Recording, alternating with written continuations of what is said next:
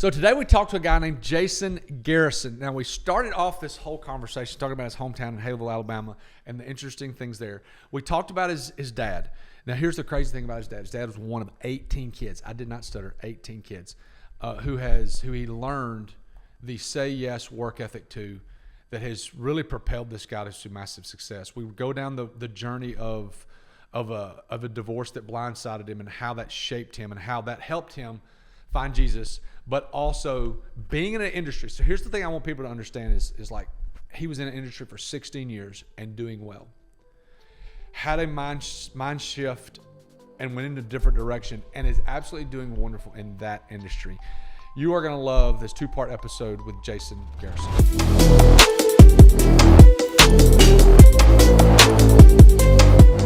Haleyville, Alabama is the originator of the 911 call? 911. So what put Haleyville, not Haleyville, you know. I've been in Birmingham for 24 years, so I'm working on 25. Yeah. So it's Haleyville here, but born and raised in Haleyville, graduated in 95. But what put Haleyville on the map was the home of 911 and Guthrie's Chicken. Okay. So the free state of Winston. So we seceded. Free state of Winston. County. Winston County. Okay, so look, tell me if this story is true. I heard this story about Guthrie's Chicken. Is it Guthrie's Chicken or I think it's Guthrie's. So the guy that started Guthrie's Chicken had a partner, and they were partners together, and they didn't have. It was like they started in their backyard or whatever. And then the guy that broke off from Guthrie's started Zaxby's. Is that true? I'm not sure. Okay. I'm not sure about that. So I'll have to dig into that. Yeah, I heard that story, so I don't even know if that's true. I've known Jason for a while, just don't connect in daily life with Jason. But then talked to mutual friend Mike Schwally. Mm-hmm. You do business with him. I do business with him. Great guy. And he said, hey, it'd be great to have Jason on. So that's the bulk of the people you see on this podcast are recommendations of other people. And that I found out is the best way to get great people on here. So I'm happy that you're here today. Thank you for being here. So, yeah, glad to be here, man. So you're a real estate agent, been in real estate for a long time. That's a pretty huge part of your life. But I always like to go back. So tell me what childhood was like in your parents. And did your parents' careers and they influence you in business in any way? Tell me about that. Yeah, absolutely. So grew up in Haleyville, very kind of country living. Yeah, obviously, when I first moved to Birmingham, it was kind of like I was moving to the Big Apple. Mm-hmm. It's like, what am I doing here? I can't find anything. I'm lost every day. But growing up was interesting. My mom had me when she was 14. My dad was 21. So now he would probably he'd be in jail. Under the jail. That's right. So she was 14, he was 21, and they divorced when I was 4 to 5 years old. Okay. And so that was, caused me to grow up. Sure. A lot, and I've got 2 siblings. I'm the oldest. My brother's 2 years younger than me. Sister's 4 years younger, and so really grew up really, really quick, almost like the father figure, So your mom had one at 14, 16, and 18. 14, 16, 18. Yep. So for a while, is your mom still living? She is. She's young. So is my dad. Yeah. So for a while there, we would go. We'd go to lunch or we'd go to dinner, and many times they would think that was my girlfriend, my mom. I'm thinking, you said you're 49? I'll be 49 in April. Mm-hmm. Yep. Yeah, dude, she's what, 64? Yep. Yeah. So young, so very young. So that was kind of, so my dad was kind of in and out, sure. Alcohol, just kind of, he was young. He was sowing his oats and wasn't at the house, and had a lot of alcohol involved, was a big alcoholic, and we'd see him every other weekend. Sometimes there would be many weekends where he'd tell us he was going to come pick us up, and we'd have our bags packed and standing at the door waiting for him, and he wouldn't show. No hide, no hair, just no communication whatsoever. So that was tough. Yeah. In a lot of ways, he showed me how to be a dad. The dad I am today is almost through him, because it showed me the dad I didn't want to be. And so we have a fantastic relationship. God has done some amazing work there from a redemptive standpoint and brought us all back together. And so we're great. That's I love him. He's awesome. He hasn't smoked in over 20 years. Amen. So he's been clean. He just stopped cold turkey one day. My dad also too was very entrepreneur. So he grew up in Missouri, one of 18 kids. Say that again. He grew up in Missouri, one of 18 kids. 18. He was the baby. 18. Sierra. 18 kids. Listen, no one ever sees Sierra. Sierra's back there, and she's producing this whole thing. She says, wow. And she is laughing and going, wow. I can hear the dumbfounded look on her face. She says, wow. 18 kids. So grew up on a farm, and that's all. Labor? That's all they did. They didn't have television back then. So all they did was produce babies to work. And so his job was to work. His dad was abusive. His dad was an alcoholic. So he learned from his dad. And so they'd get him up at 4:00 in the morning, the kids. They'd go out, feed the chickens, tend to the crops, do whatever they needed to do. And by 6:00, they needed to be home making a pot of coffee. If not, they would get beat. And so he learned that way of life, and so moved to Alabama, moved to Winston County, met my mom, and here we are. So he at age 5 was pulled out of school. So to this day he can't read, can't write. That's my father, and he can't read or write. He's in his 70s. He's in his 70s, can't read or write. No. How? All he did, he met a guy. I want to go back to that. Yeah. How does that? Because we had a situation years ago where we had a nephew-esque come live with us, and he was on a second grade reading level at 22, 25 years old. But like, how did he function? So it's gotten harder because as technology, we're sitting here on a podcast where we've got telephones, we've got emails, we've got internet, we've got things we didn't have as a child. But as technology and things have advanced, it's gotten harder for him. But what I've learned the most from him is his work ethic.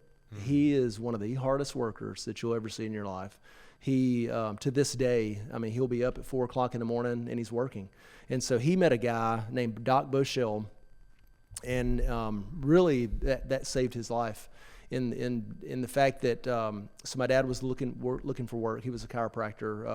Doc Boschel. Doc Boschel was a chiropractor. So my dad goes to him one day, and he knew he had a lot of land. He lived in Haleyville, and said, "Hey, do you need any work? I'm looking for work." He was hungry. He just needed to make a living. Some of the siblings at the time couldn't be taken care of, and they were put in foster homes. He was just old enough. My dad's siblings. One of 18 kids, so they're not taking care of him all at this time. The dad passed away when he was young age, so a lot of the kids were taken from the home and put in foster care. Mm-hmm. He was old enough to avoid that at this time, so was looking for work, and went to Doc Boschel and said, "Hey, I need some work. Do you have anything?" And he pointed at a backhoe sitting off in the field, and told my dad, he said, "I need some dirt moved. Could you do some work for me?" He said, "Could you operate that?" My dad's like, "Yes." Never been on one in his entire life. Didn't even know how to start it.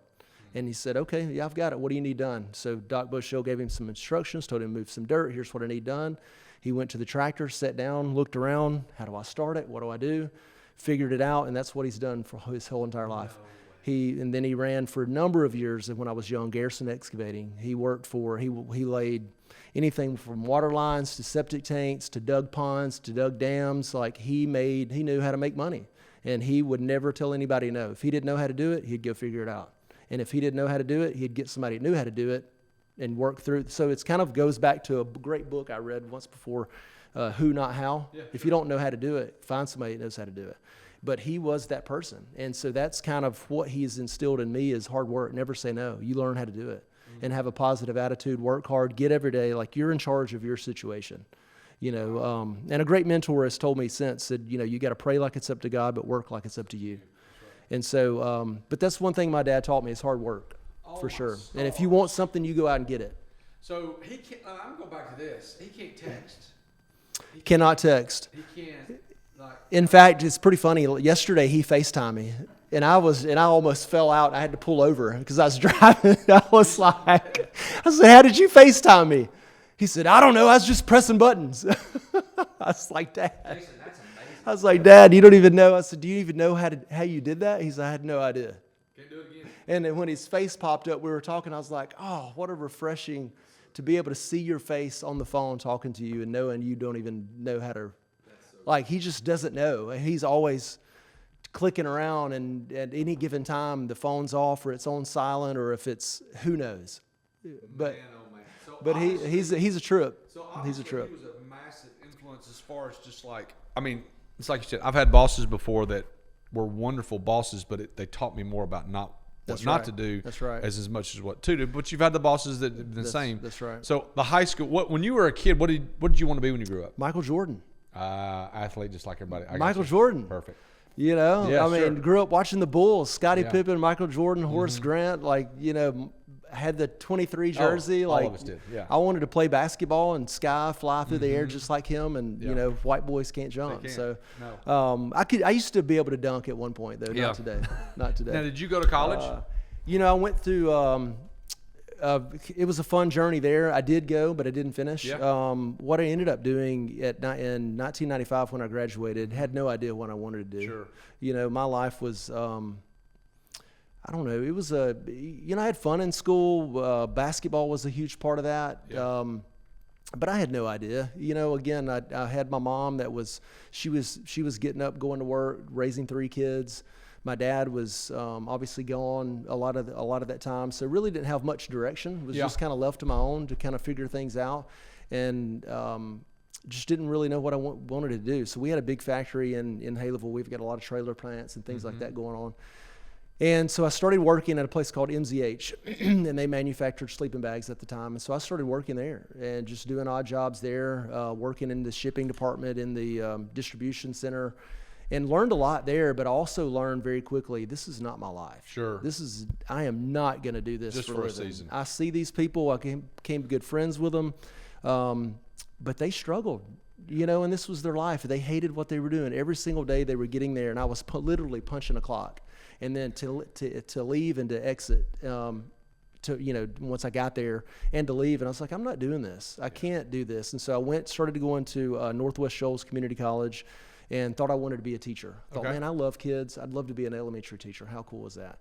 And so did that probably for about a year and a half, and just really was like, again, I don't know, this is what I want to do. This is, and I'm not, I don't know, this doesn't give me energy. I'm not loving this at all. I kept hearing in the back of my head, you're going to go to school for 4 years. You're not going to earn any money. You know, a teacher maybe earns $30,000 or $40,000, maybe 50 now. I'm not sure, but I just, I thought, wait, this is really not what I want to do. And then also too, my dad, learning from him, his work ethic, he was always like, learn something nobody can ever take away from you. That's true. He said, go learn a trade, go learn something that whatever happens, in the economy, nobody can take this trade away from you.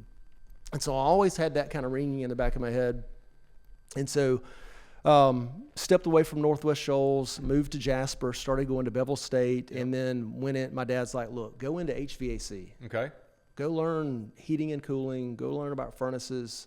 And so I started doing that. He bought me all this equipment, the regulators, all this fun stuff, and I was learning a lot, and it was pretty cool. But then I was thinking, man, I don't like spiders, and I don't like jacked up crickets. I don't like spiders. I don't want to be crawling in attics and basements, doing all this duct work. But I didn't really have I didn't really think of it in terms of, I could learn this trade and go out and I didn't have to do that. I could have employees do that. I just didn't have that kind of right mindset. Yeah. And so then I thought, well, I don't really want to do this either. Okay. And so that didn't fit me. You were figuring the things out that you didn't want to do, but really had no clear direction of what you did want to do. Yeah, exactly. And he really Process of elimination. And really had nobody to guide me. Sure. So that's kind of been the story of I've been weaving my way through life, just trying to figure things out. Mm-hmm. Where am I going? What am I doing? I wasn't a Christ follower at the time. Didn't have the Lord in my life. And we could talk about that too. But just trying to figure some things out. At the time, I had met a girl in Panama City. Okay. I was living in Jasper at the time, going to Bevel State, and she lived in Vestavia. Started dating. I was driving back and forth, and I thought, I'm going to leave Jasper. Yeah. And so went from Haleyville to Jasper, then from Jasper to Birmingham. We ended up breaking up, but I stayed in Birmingham, been here for 24 years, and met a wonderful friend of mine. We're still very, very close friends. Good buddy Brad, he was working for AmSouth at the time, and he said, man, I think you'd be awesome at banking. He said, I think you'd learn a lot. Right. And that was the turning point for me. I started going to UAB, taking some business classes, started working at AmSouth as a part-time teller, was working at the Good Feet store, selling orthotics. I remember. Looking at hammer toes, looking at gout, I mean, golly. it was disgusting. But working hard. I was working hard. There's a I was theme. trying. There's a theme here. I was figuring it out. Yeah. And so the more I worked at AmSouth, so after 6 months of a teller, they moved me to the desk side because I was like, look, I just got to get my foot in the door. And at the time, they didn't have a desk job like a financial sales associate. Right. FSA was kind of the entry level desk job. So I said, just let me be a teller. Get me in the door. Yeah. And so they hired me. I worked at the Vestavia location on 31 and did that for 6 months. And then they hired me to the desk side. And then I got insurance licensed, to sell life insurance. Okay. And then I was learning about equity lines. And then I was learning about finances, learning about mortgages, tons of education. That's a great. while going through at UAB business courses. And I wasn't learning a thing. I didn't feel I was learning a thing. I was grasping more from a day-to-day, like get in the mud, let's get dirty, let's get my hands on. And so I was like, look, I'm making money. I'm working at advancements. I'm getting promoted. I'm learning so much. No degree. And then I was like, look, I'm out. So I just committed my life to, I'm just going to dive in at work. Stop school. So figured you were getting all your questions. I have a buddy that was on here not long ago, Scott Olson, and he said and Scott's incredibly brilliant. He's got a law degree. I mean, like he did go the school route, but he was involved. And he said he would go to the library and look at all these deals. Yep. And then he would look in the deals, write down the questions. The next morning, go into this guy's office and say, hey, I got some questions for you. And the guy would sit and answer every question. And he said that was a breakthrough in his education and knowledge about all that. And then we had Ashley Mack on here. And Ashley Mack asked, what's the number one thing you wish you'd done? And the number one thing was have someone to direct me and guide, have a mentor in essence. For sure. For sure. That's what you're telling me. You're telling me that you working and having these questions answered all day long is what? Well, I'm a doer. Yeah. I love to read, but books are great. But it's just like the Bible. I can read the Bible all day long. But am I going to go? Am I a doer of the word? Sure. Do I put that? Am I obedient, and do I put that into action? Sure. And so that's the way work was. I went to work every day. I immersed myself. I mean, I had people at the time. I was in my 20s. I had people 40, 50, 60 coming to me for advice. Hey, Jason, what should I do about my checking account balance? What should I do about my mortgage? Should I refinance? And I'm educating them. And so I'm learning and I'm growing and I'm like, this is amazing. So then I got my 66 and 63 license and I'm selling securities. And then I had learned so much. And then I had all these mentors above me, pouring their life into me. And so 16 years in banking, ultimately, from AmSouth from 2000 to 2005, and then jumped over to Compass and stayed there till 2016 until I jumped into real estate. And then I've been in real estate now for working on 9 years. Okay, so you skipped over 16 years in about 3 minutes.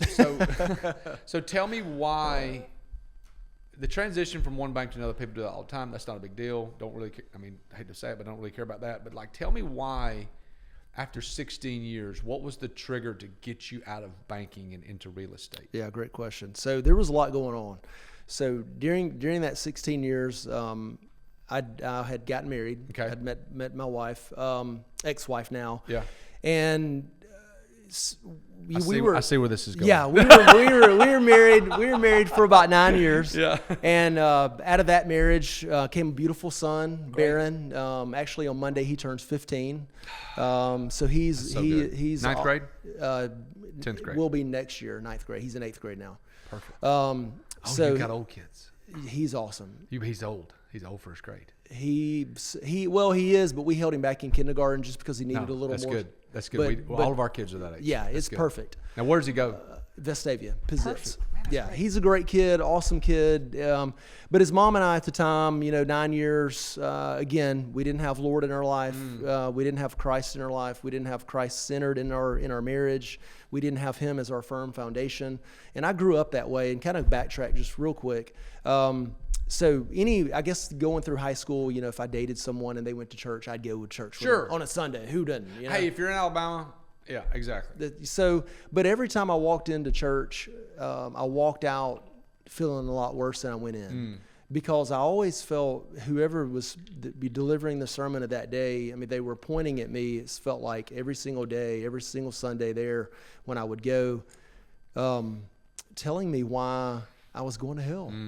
And all the things that I should be doing that I'm not doing. And I just felt like I am not this perfect person. How do I do that? So then I just kind of stepped back and I said, I don't know what I believe. I believe there's a higher power. There's got to be something greater than this universe. But whatever he's telling me, I've got to be this perfect person that I'm not. So I'm just not. I'm a good guy, and that's it. And we'll leave it at that. So I kind of backed away and kind of gave the Lord at the time the old Heisman. Yeah, sure. And so went about my business. We get married, really kind of come back to that. We get married and then rock along for about 9 years. And then all of a sudden one day she's like, I'm not happy or something's wrong. And I was like, was your stomach hurting? Like, what do you mean wrong? And so that kind of led down to a spiral. And within months of that, we were divorced. So that was about in 2014. And she went her way. I went mine. Man, I was so blindsided by it. Wow. So blindsided. I think in a lot of ways I was in denial of it. Sure. Maybe if I look back and think there was so much growth I needed to do. And it's not her fault.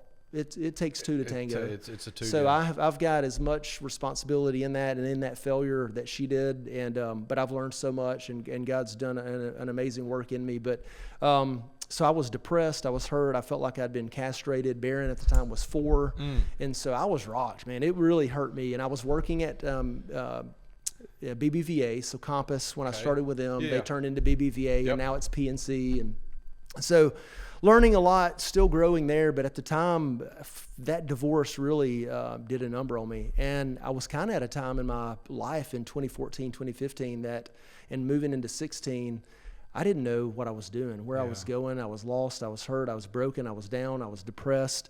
And just kind of like, what's going on? What is this life? So I'd kind of hit a point in my banking career because of all this, I think, that I was like, look, I can't do this job anymore. I'm not being fulfilled. I'm not helping people the way I want to help people. I'm not being helped.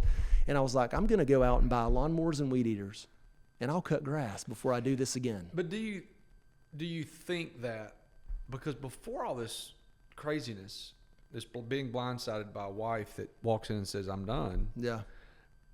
And I know hindsight's 20/20. Do you think that, were you happy before that happened in banking?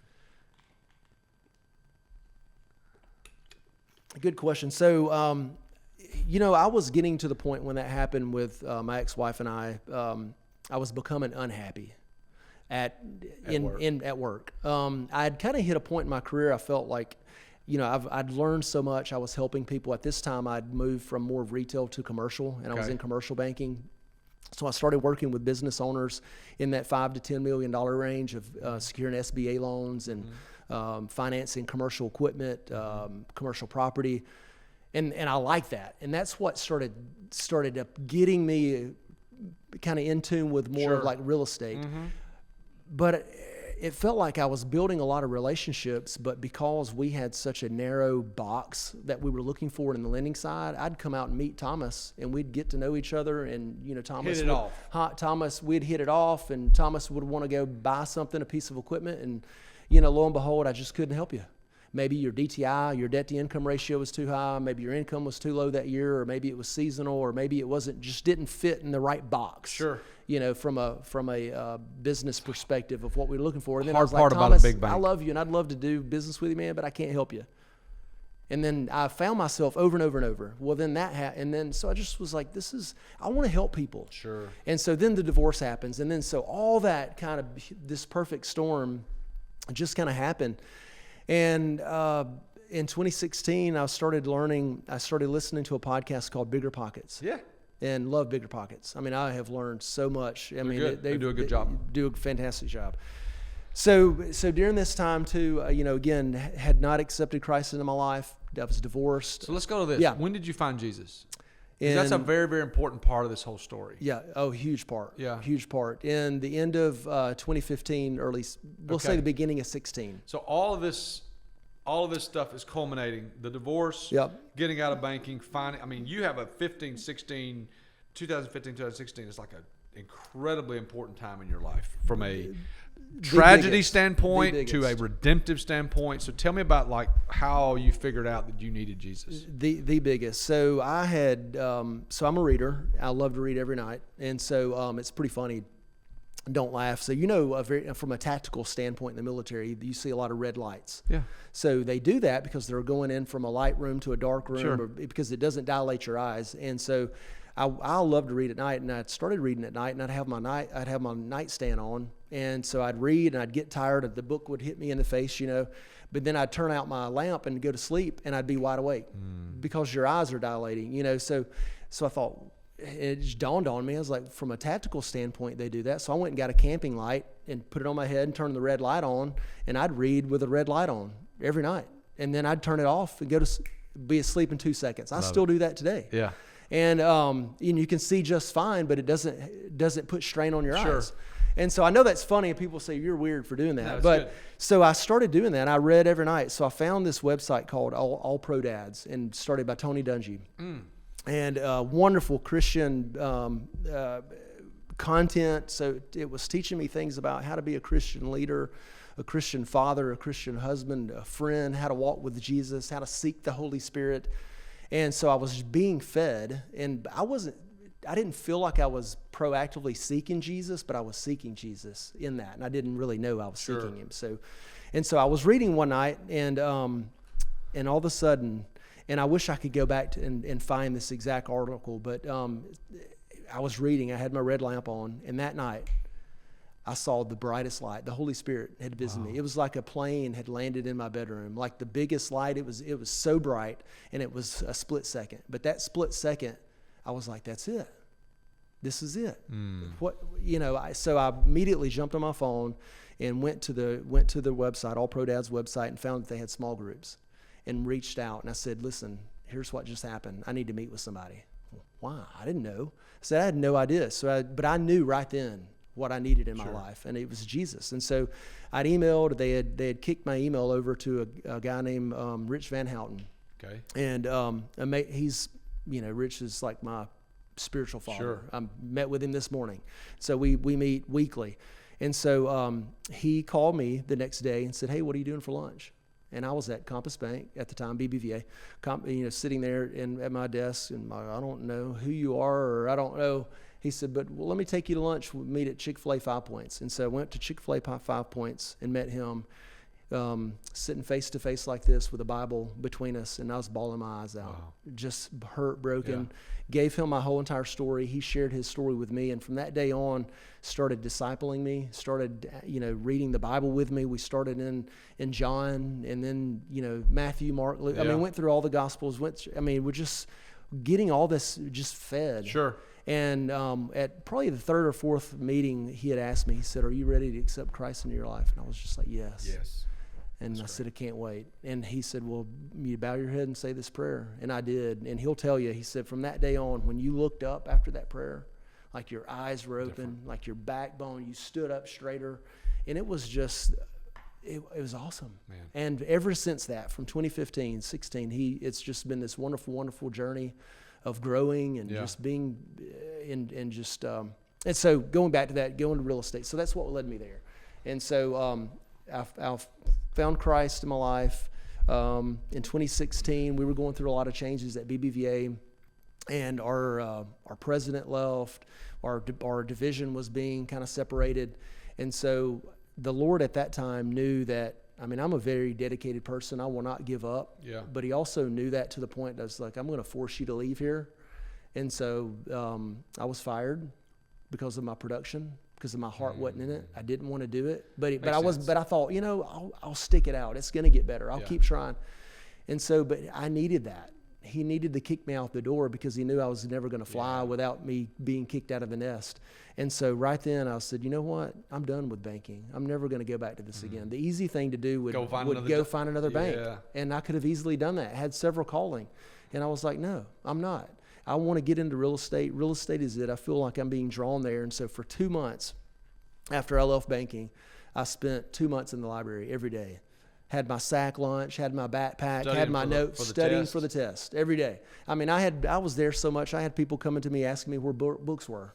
I'm like, look, I don't work here, but I'll show you. I mean, it's over here. And so pouring myself into it, but I never had a point where I felt, what am I doing? What am I doing? I just it felt so right. Are you divorced at the time? Yeah, completely. Oh, completely yeah. Divorced. You've got a 4-year-old. A 4-year-old. You're changing careers. Scared. You got no money.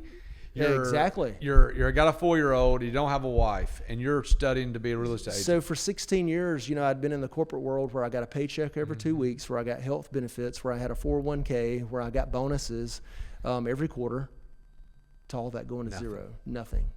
And was it scary? Yeah, it was scary. But at the same time, I just felt this peace that this is right where I need to be. Was I scared? Yeah. Did I wake up some nights thinking, what did I do? What am I doing? But I always had this overwhelming peace about me that says, hey, keep going. Just do. You can't explain that peace to people. Going. You can't. You can't. It's we get out of coaching. It's supernatural. And we take a massive pay cut, and my dad looks at me like I'm crazy. Mm-hmm. You sure, son? Mm-hmm. Yeah. I can't explain it. Mm-hmm. So that is very, very difficult to explain. It's kind of like having kids. You can talk to someone about having kids that doesn't have kids, but you really can't explain having kids until you actually have one. It's the same thing with this situation. Is like, I've got this piece. I know it sounds like I'm crazy, but this is what I'm supposed to be doing. Yeah, so, absolutely. So you get into real estate here in Birmingham. So talk to me about your first deal. Yeah. Your first real estate deal. How did that go? Yeah. First thing you ever did. First thing I ever did, and what I tell any and everyone getting into real estate is you can't be a secret agent. You're not 007. That's right. Call people, talk to people, knock on doors. Anybody you talk to, wear a shirt that says real estate. That's right. I mean, I'm still ragged a lot of times by, my son, friends. Why do you wear ERA King real estate shirts all the time? And I'll tell my son, what do you like to eat? Yeah. Do you like the lights turned on? Do you like the gas that we get? It's business. You got to get out there. And so my first real estate deal was one of my best friends, Jim Patco. He was the first deal. He put his faith in me and said, look, sell my house. I want to go buy one too. He was the first deal. The second deal was actually just a random person reaching out to me on LinkedIn. Said, hey, I want you to come sell my house. I'm like, okay. I didn't know what I was doing. Had no idea. Absolutely. Hey, just like Scared your dad. to death. Just like your dad. Absolutely. But I went in sitting down like I'd been in this business for 50 years. And that's my approach with everything. If I don't know how to do it, you ain't gonna know I don't know how to do it. I love it. I mean, you're not. I'll figure it out.